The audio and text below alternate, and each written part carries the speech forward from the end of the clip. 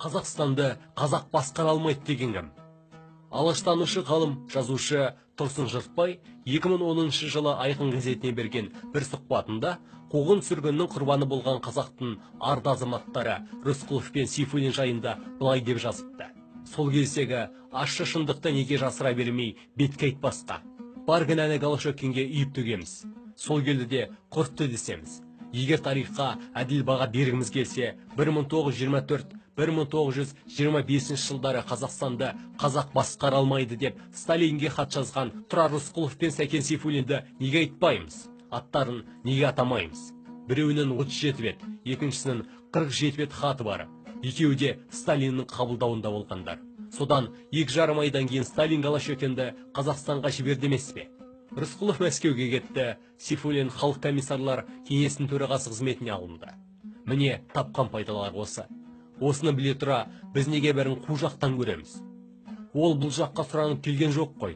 Өзіміз ғой қазақты қазақ басқара алмайды деп өзге ұлттың өкілін шақыртқан.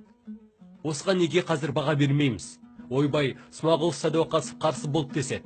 Смағұл Сәдуақасов соған шындығында қарсы болды. Ол Қазақстанда басқара алатын қазақтар бар. Қазақстанға өнеркәсіп салу керек.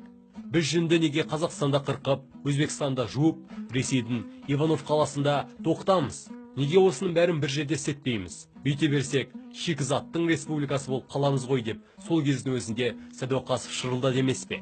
Сондай-ақ ол оқу ағартуды мемлекеттік тіл қазақ тілінен бастауға тиіспіз деді. Сол үшін жергіліктендіру деген заң қабылдапты. Ойбай, бұл ұлтшылдық дестік. Оған қарсы күрес басталды. Осының бәрін талдап, қысқасы бұлақтың басын ашуға тиіспіз ғой. Екіншісі, алашордашылдар ұсталсын, тәркілеуге бөгетін тигізеді. Мойынсерікке қарсы көтеріс бастайды. Осы науқан тездетілсін деп Ақжол газетін жаптырғандар кім? Тағы да манағы екеуі. Мұның бәрі архивтерде қаттаулы тұр. Көз жетпегендер маған сенбесе, архивке барып сөресін ақтарсын, таныссын.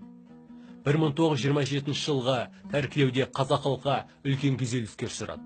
Мәскеуден арнайы сапармен Қазақстанға келіп, коллективизация тездетілсін деп комиссия құрып, басқарып, баяндама жасаған кім?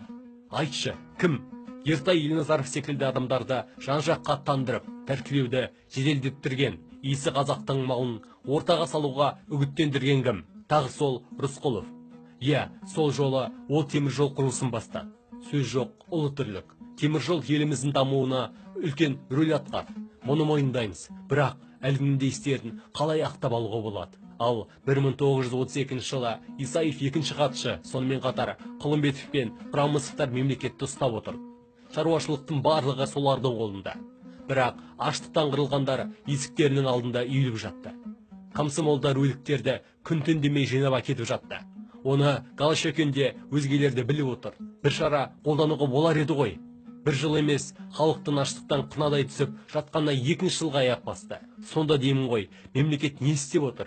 Көрсек құрма сонша, жағдай солай бола тұрса да, оны мойындағысы келмеген Құрамысов былай деді. Халық жаулары, яғни алашордашылдар, ол кезде барлық алашордашылдар түрмеге түскен.